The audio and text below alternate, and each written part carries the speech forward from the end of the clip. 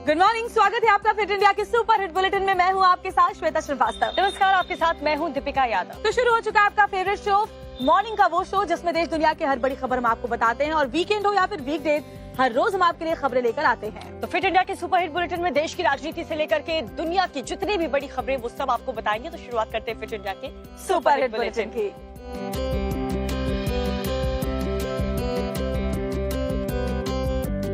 सबसे पहले तो मौसम से जुड़ा अपडेट आपको दे दें, क्योंकि देर रात दिल्ली एनसीआर में जबरदस्त आंधी तूफान आया है, जिससे काफी नुकसान तो हुआ है, लेकिन गर्मी से राहत जरूर मिली।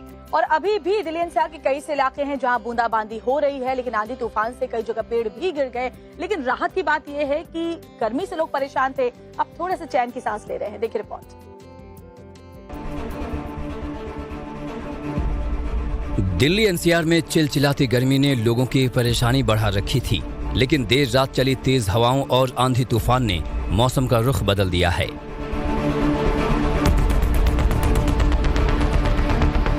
देर रात अचानक मौसम बदल गया। इस दौरान धूल भरी आंधी और तूफान के बाद बारिश हुई, जिसके कारण लोगों को भीषण गर्मी से राहत तो मिली, लेकिन मौसम बिगड़ने से डीएनडी पर लंबा जाम लग गया। वहीं नोएडा के कई इलाकों में आंधी के चलते बिजली के तार टूट गए, जिसके बाद कई इलाकों में घंटों बिजली गुल रही। धूल की आंधी और 50 से 70 किलोमीटर प्रति घंटे की रफ्तार से चली हवाओं से पेड़ों के गिरने की खबरें भी सामने आई हैं, जिसके चलते लोगों को खासी दिक्कतों का सामना करना पड़ा।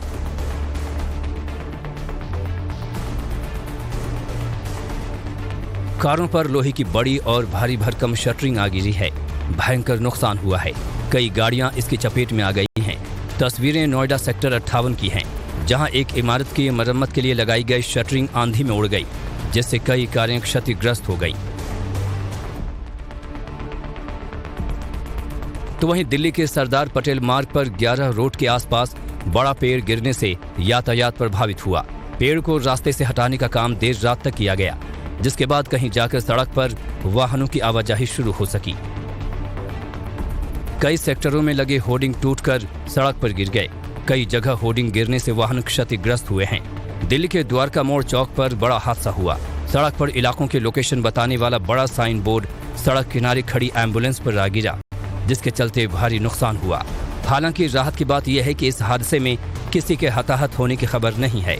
वहीं मौसम विभाग ने दिल्ली और आसपास के इलाकों के लिए मौसम का अलर्ट जारी किया है। आईएमडी के मुताबिक 10 मई से लेकर 13 मई तक दिल्ली में तेज हवाएं, बादल छाने और बारिश की संभावना है। आंधी तूफान के चलते दिल्ली से सटे गुरुग्राम और फरीदाबाद के लिए आईएमडी ने येलो अलर्ट जारी किया है।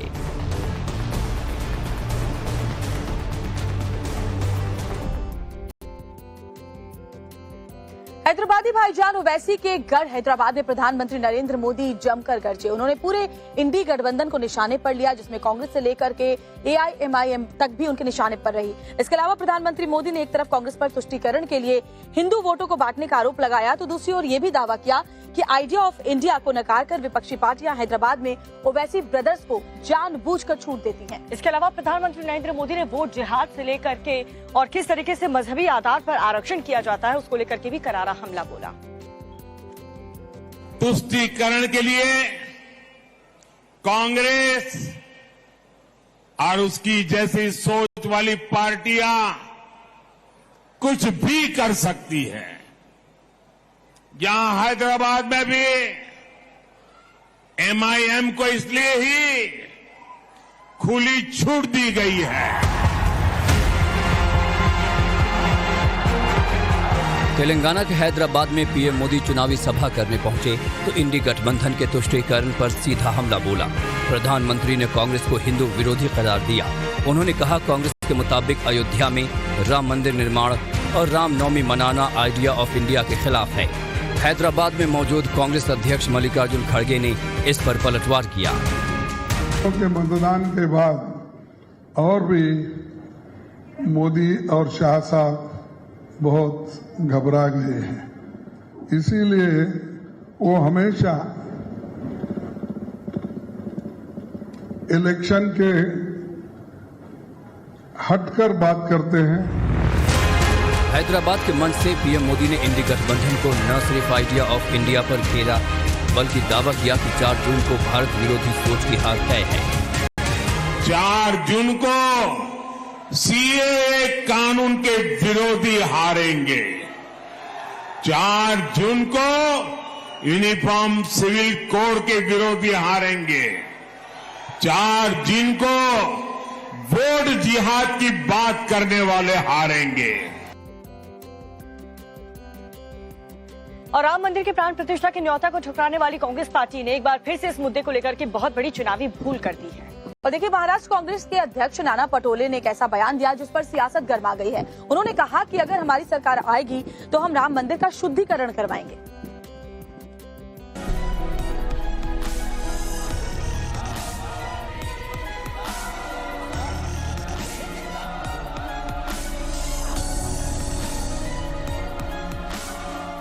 तीन दिन पहले देश ने पीएम मोदी का अयोध्या दौरा देखा। भव्य दिव्य राम मंदिर को लेकर राम भक्तों का उत्साह देखा। अब महाराष्ट्र कांग्रेस अध्यक्ष ने राम मंदिर का शुद्धिकरण करवाने का बयान देकर चुनावी माहौल गर्मा दिया है। और कांग्रेस पार्टी की सरकार जो इंडिया आघाड़ी की सरकार आई तो बिल्कुल मंदिर का शुद्धिकरण किया जाएगा। और कांग्रेस पार्टी की सरकार जो इंडिया आघाड़ी की सरकार आई तो बिल्कुल मंदिर का शुद्धिकरण किया जाएगा।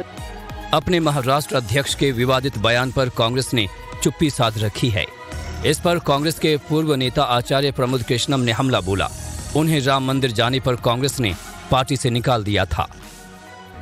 राम मंदिर के निर्माण को बनने से रोकने के लिए 50 सालों तक आपने रोड़े अटकाए। जो राम मंदिर जाता है उसे पार्टी से निकलवा देते हैं आप। अगर शुद्धिकरण करना है तो अपने दिमाग का करिए, अपनी पार्टी का करिए, इस कांग्रेस का करिए जिसमें राम विरोधी तमाम एक गैंग बन गया है। इनका शुद्धिकरण करिए। नाना पटोले के बयान पर भारत का संत समाज भी उखड़ गया है। गंदी और घटिया मानसिकता से कांग्रेसी बाजाएं हिंदू समाज को तोड़ने का षड्यंत्र अब कभी सफल नहीं हो पाएगा। कांग्रेस के राम विरोधी रुख पर पीएम मोदी ने भी हैदराबाद में प्रहार किया। कहा, जिन श्री राम से हमें सनातन की भारतीयता की प्रेरणा मिलती है, उन्हीं प्रभु राम की पूजा को कांग्रेस आइडिया ऑफ इंडिया के खिलाफ बता रही है। बीजेपी की स्टार प्रचारक नवनीत राणा के बयान ने जमकर सियासी हंगामा खड़ा कर दिया है। बीजेपी प्रत्याशी माधवी लता के प्रचार में पहुंची नवनीत राणा ने ओवैसी ब्रदर्स पर एक बार फिर से ऐसा तंज कसा है कि AIMIM तिल मिला उठी है। क्योंकि नवनीत राणा के बयान पर असदुद्दीन ओवैसी ने कहा कि क्या मुर्गी का बच्चा समझाए, जिस पर नवनीत राणा ने उन्हें हद में रहने का एक नया और चैलेंज दे दिया है।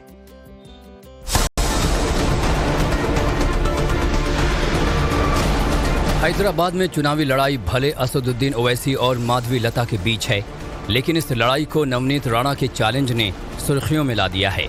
15 मिनट बनाम 15 सेकंड की इस लड़ाई में नवनीत राणा ने मुर्गी का बच्चा वाला वार कर दिया है। बड़ा कहता है कि छोटा हमारा खूंखार है। अरे ऐसे खूंखार हम घर में पालते हैं। ये याद रखना कि मैं भी माजी सैनिक की बेटी हूँ, कि मैं भी देखना चाहती हूँ मुर्गी और मुर्गी का बच्चा कब तक खैर मनाता है। नवनीत राणा ने ये दावा असदुद्दीन ओवैसी के उस बयान पर दिया जिसमें वो चुनावी रैली में अपने छोटे भाई और 15 मिनट वाला विवादित बयान देने वाले अकबरुद्दीन ओवैसी से नवनीत राणा को बचने की सलाह दे रहे थे। मुर्गी का बच्चा हूं मैं? हाँ? 15 सेकंड कहते बोलो ना, कहां पे आना आता हूं मैं? तुम्हारे पप्पा से पूछो, दिल्ली वाले पप्पा से पूछ के बताओ मेरे को। तुम्हारे घर पे आऊं, तुम्हारे ऑफिस पे आऊं, कहां पे आऊं बताओ। नवनीत राणा का नया पलटवार ओवैसी की पार्टी को ऐसा चुभा कि उन्होंने चुनाव आयोग में शिकायत कर नवनीत राणा पर कार्रवाई की मांग कर दी है। नवनीत के बयान को चुनावी माहौल बिगाड़ने वाला बताया है। फिट इंडिया का सुपरहिट बुलेटिन। नोएडा की सोसाइटीज में आवारा कुत्तों का जो आतंक है वो बढ़ता ही जा रहा है। ताजा मामला सेक्टर 70 की एक सोसाइटी से सामने आया है, जहां पर इस सोसाइटी में रह रहे पति पत्नी को स्ट्रीट डॉग्स को खाना खिलाना महंगा पड़ गया। पूरा मामला क्या है इस रिपोर्ट में देखिए।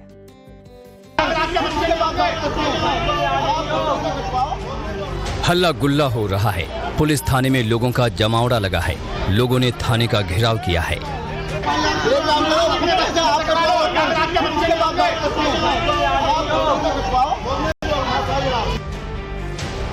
भीड़ के हंगामे का एक और वीडियो देखिए। हाई राइज सोसाइटी में हजारों लोगों ने विरोध प्रदर्शन किया। मौके पर पहुंची पुलिस के सामने जमकर नारेबाजी की। हंगामे और बवाल की ये तस्वीरें नोएडा के सेक्टर 70 स्थित पैन ओएसिस सोसाइटी की हैं, जहां आवारा कुत्ते ने 6 साल के मासूम पर हमला किया था।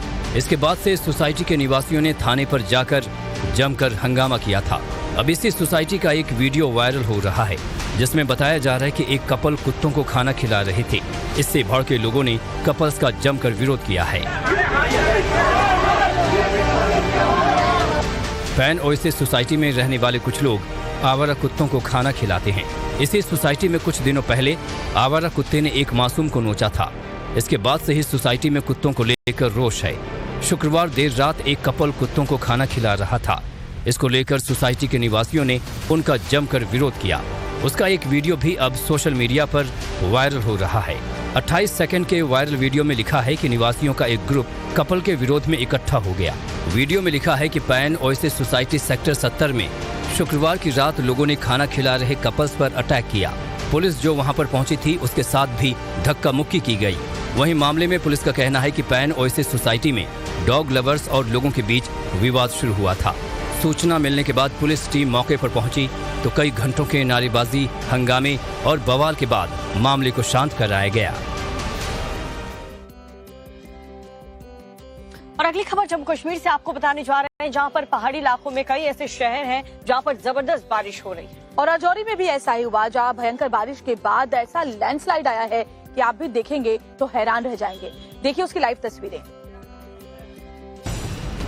पहाड़ के पास 2 लोग नजर आ रहे हैं।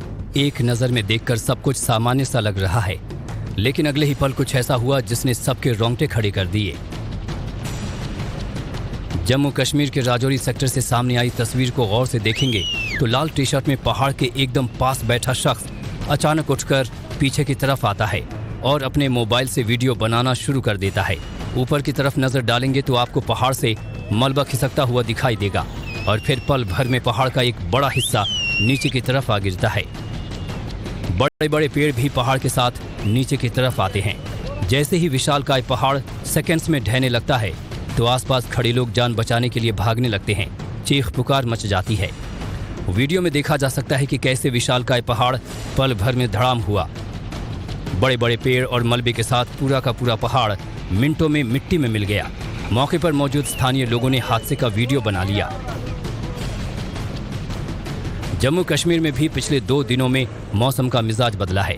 जम्मू के कई हिस्सों में धूल भरी आंधी और तेज हवाएं चलने से गर्मी से कुछ राहत मिली है, तो वहीं कश्मीर के ऊंचाई वाले कई हिस्सों में बादल छाए हुए हैं। राजौरी, पुंछ सहित कुछ इलाकों में बारिश हुई, जिसके बाद लैंडस्लाइड की घटनाएं घाटी में आम हो गई हैं, जिसके चलते खतरा बना हुआ है। मौसम विज्ञान केंद्र श्रीनगर के अनुसार 11 से 13 मई के बीच जम्मू कश्मीर के कुछ हिस्सों में भारी बारिश और बर्फबारी का अलर्ट है। मध्य प्रदेश से लेकर छत्तीसगढ़ तक दर्दनाक सड़क हादसों की खबर सामने आई, जिसमें 7 लोगों की मौत और 11 लोग घायल हो गए। और आपको दिखाते हैं कि यह हादसा हुआ कैसे, वजह क्या रही इस रिपोर्ट में। गाड़ी सड़क हादसे का शिकार हुई है। गाड़ी डिवाइडर से टकरा गई है। मौके पर अफरा तफरी मची है, चीख पुकार मची है। दर्दनाक हादसे की तस्वीरें मध्य प्रदेश के सीहोर जिले से आई हैं, जहां मंदिर की पहाड़ी से उतरते समय एक टवेरा कार डिवाइडर की दीवार से टकरा गई, जिसके बाद बड़ा हादसा हो गया। हादसा इतना भयानक था कि गाड़ी का आगे का हिस्सा पूरी तरह से चकनाचूर हो गया। हादसे में 3 लोगों की मौके पर ही मौत हो गई, जबकि 9 लोग घायल हुए हैं, जिसमें से 2 की हालत गंभीर है। टवेरा कार में कुल 12 लोग सवार थे। जो कार हादसे का शिकार हुई वो एक 5 महीने के बच्चे का मुंडन कराकर लौट रही थी। परिवार के सभी लोग सकलनपुर माता मंदिर दर्शन करने आए थे, जिसके बाद लौटते समय कार डिवाइडर की दीवार से टकरा गई। हादसे की दूसरी तस्वीर छत्तीसगढ़ जिले के अंबिकापुर से सामने आई है, जहां कार और छोटी मेटाडोर में जोरदार टक्कर के बाद 4 लोगों की मौके पर ही मौत हो गई और 2 लोग गंभीर रूप से घायल हो गए। हादसा इतना भयंकर था कि दोनों वाहनों के परखच्चे उड़ गए। गाड़ियों में शव फंस गए। शव वाहन में बुरी तरह से कई घंटे फंसे रहे, जिसके बाद मौके पर पहुंची पुलिस ने गैस कटर मशीन से मेटाडोर को काटकर शवों को बाहर निकाला। अगली खबर नोएडा के सेक्टर 133 से आपको बताने जा रहे हैं, जहां पर निर्माण कार्य चल रहा था, जिसके बाद एक परिवार की जान बाल बाल बच गई। आपको दिखाते हैं निर्माण कार्य में दरअसल बड़ी बड़ी मशीनों का इस्तेमाल हो रहा है और वहां पर हुआ क्या, देखिए रिपोर्ट में। नोएडा में एक बड़ा हादसा टल गया। पहले इन तस्वीरों को देखिए। विशालकाय क्रेन उल्टी मुंह पड़ी है। क्रेन के पार्ट्स भी इधर उधर दिख रहे हैं। सब कुछ तहस नहस दिख रहा है। तस्वीरें नोएडा के सेक्टर 133 की हैं, जहां एक निजी बिल्डर की साइट पर चल रहे निर्माण कार्य के दौरान अचानक क्रेन टेढ़ी होने से भयंकर तबाही मच गई। हादसा इतना भयंकर था कि क्रेन के कुछ पार्ट्स घरों की दीवारों से टकरा गए। निर्माण कार्य में लगी बड़ी बड़ी शटरिंग और लोहे की सरिया भी नीचे आ गिरी, जिससे आसपास बने घरों में काफी नुकसान हुआ। सेक्टर 133 में मॉल का निर्माण कार्य चल रहा है, जिसके चलते बड़ी बड़ी मशीनें लगाई गई हैं। इसी दौरान क्रेन टेढ़ी होने से आसपास के घरों में क्रेन के पार्ट्स जा घुसे, जिसके बाद आसपास रहने वाले लोगों में डर का माहौल पैदा हो गया। जिस मकान में क्रेन का कुछ हिस्सा जा घुसा, उस घर में रह रहे परिवार ने हादसे की सूचना पुलिस को दी, जिसके बाद मौके पर पहुंची पुलिस ने परिवार से घर खाली कराया और बिल्डर को फटकार लगाकर तत्काल साइट से बड़ी मशीन हटाने के आदेश दिए। हिसार से एक बड़ी खबर मिल रही है, जहां पर दुष्यंत चौटाला की मां नैना चौटाला की काफिले पर हमला हुआ है और हमले का आरोप कांग्रेस के कार्यकर्ताओं पर लगा है। तो बड़ी जानकारी आपको दे रहे हैं। कांग्रेस कार्यकर्ताओं पर पथराव के आरोप लगे हैं। जेजेपी कार्यकर्ताओं के साथ हाथापाई और मारपीट के आरोप भी कांग्रेस कार्यकर्ताओं पर लगाए जा रहे हैं। ये बड़ी खबर आपको बता रहे हैं हरियाणा के हिसार से, जहां पर दुष्यंत चौटाला की मां नैना चौटाला काफिला उनका गुजर रहा था और उसी वक्त वहां पर हमला हुआ है। जेजेपी कार्यकर्ताओं के साथ हाथापाई और मारपीट का मामला, महिला कार्यकर्ताओं के साथ बदसलूकी का भी आरोप है। तो बताया जा रहा है उचाना के रोजखेड़ा गांव में ये हमला किया गया। महिला कार्यकर्ताओं के साथ बदसलूकी के आरोप भी लग रहे हैं। दुष्यंत चौटाला की मां नैना चौटाला का ये काफिला जब गुजर रहा था, उसी वक्त बताया जा रहा है कि कांग्रेस कार्यकर्ता पथराव करने लगे। हिसार से जेजेपी की प्रत्याशी है नैना चौटाला। मेरी माताजी और जेजेपी पार्टी की प्रत्याशी श्रीमती नैना सिंह चौटाला जी के काफिले पर बदमाशों ने हमला कर दिया है, पत्थरबाजी की है और इसमें कार्यकर्ताओं को और उनके स्टाफ को गंभीर चोटें आई हैं। ये इतना गंभीर विषय है। ये जो लोग बताए जा रहे हैं, ये जिस गांव में हमला हुआ उस गांव से संबंधित नहीं है, नजदीक के गांव से ये आए हैं और ये काफी देर से चेज करते रहे काफिले को और एक गांव में आकर के इनने हड़दमबाजी की, गुंडागर्दी करने की कोशिश की। हमारी महिला नेताओं को जो माताजी के साथ चल रही थी उनको धक्के मारे और उसमें कुछ लोग इंजर्ड हो गए। एक महिला का हाथ भी टूट गया, कपड़े फट गए और इस तरह की ये जो नीच हरकत है, ये जो मैं मानता हूं कि इससे ज्यादा स्तर नहीं गिर सकता राजनीति के अंदर कि ये लोग अब महिला नेता के जो है काफिले पर जाकर के हमला करेंगे।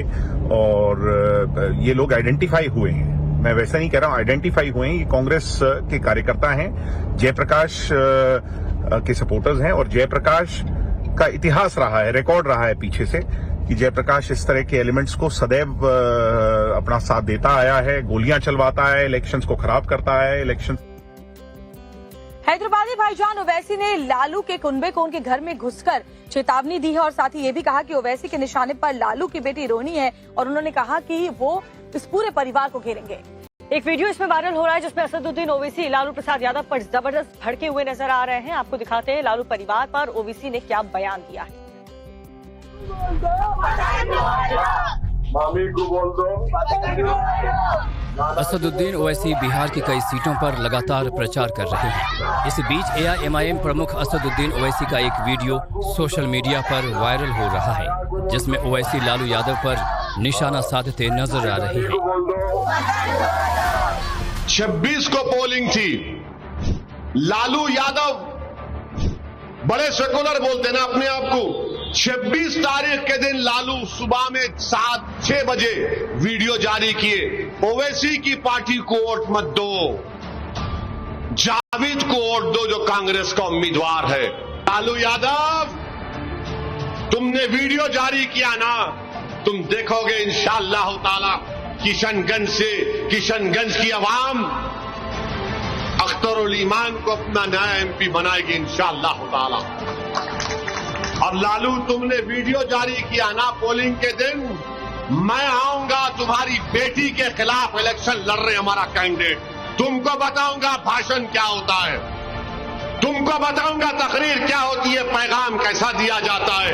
बड़ा जाम था ना लालू को कि मैं बोलूंगा तो ऐसा करूंगा। वो गया जमाना लालू, तुम्हारा बेटा देखेंगे, तुम्हारे बेटे को हम बताएंगे जाके। चलिए आपको अब लालू का वो वीडियो दिखाते हैं जिसको लेकर ओवैसी आग बबूला है। भाइयों बहनों, संविधान एवं लोकतंत्र बचाने के लिए, महंगाई बेरोजगारी मिटाने के लिए किशनगंज संसदीय क्षेत्र से कांग्रेस के उम्मीदवार मोहम्मद जावेद को भारी मतों से पंजा छाप पर बटन दबाकर विजयी बना।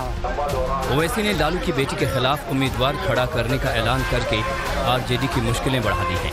अब देखना होगा कि आरजेडी ओवैसी की काट कैसे निकालती है। और देखिए, जेल से बाहर आते ही अरविंद केजरीवाल चुनावी ताल ठोकते हुए नजर आए हैं। दिल्ली की 7 लोकसभा सीटों पर 25 मई को वोट डाले जाने हैं, जिसको लेकर के सभी दलों ने ताकत झोंक दी है।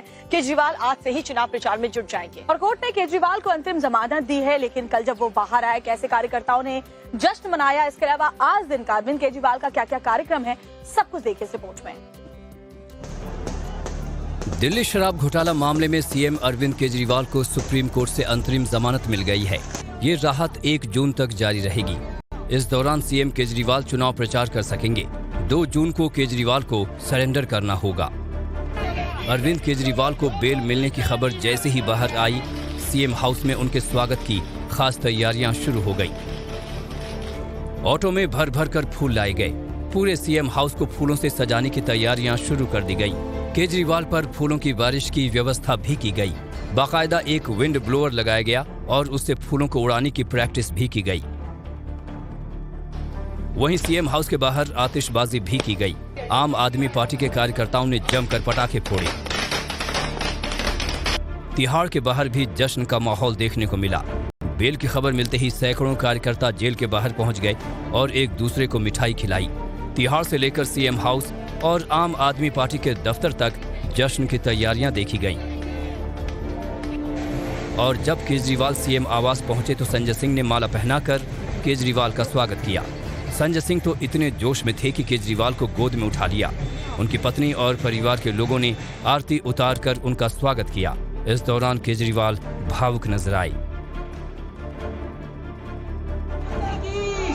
घर पहुंचने से पहले केजरीवाल ने लोगों को संबोधित किया और बिना नाम लिए केंद्र सरकार पर हमला बोला। सबसे पहले मैं हनुमान जी के चरणों में वंदना करना चाहता हूं। हनुमान जी के आशीर्वाद से आज मैं आप सब लोगों के बीच में हूं। मैं सुप्रीम कोर्ट के जजेस का शुक्रिया अदा करना चाहता हूं, जिनकी वजह से आज मैं आप लोगों के बीच में हूं। मैं तन मन धन से लड़ रहा हूं, संघर्ष कर रहा हूं तानाशाही के खिलाफ, लेकिन 140 करोड़ लोगों को तानाशाही से लड़ना पड़ेगा। कल सवेरे 11 बजे कनॉट प्लेस हनुमान मंदिर में मिलेंगे। कल 1 बजे पार्टी ऑफिस में प्रेस कॉन्फ्रेंस होगी। आज सुबह 11 बजे कनॉट प्लेस के हनुमान मंदिर में सीएम केजरीवाल दर्शन पूजन करेंगे। दोपहर 1 बजे पार्टी ऑफिस में प्रेस कॉन्फ्रेंस होगी और शाम के वक्त साउथ दिल्ली में रोड शो करेंगे। अंतरिम जमानत के साथ साथ मुख्यमंत्री केजरीवाल को कुछ शर्तों का पालन करना होगा। केजरीवाल दिल्ली सचिवालय नहीं जाएंगे, बिना उपराज्यपाल की इजाजत के किसी फाइल पर साइन नहीं करेंगे, शराब नीति घोटाले में अपनी भूमिका को लेकर कोई टिप्पणी नहीं करेंगे, किसी गवाह से संपर्क नहीं करेंगे।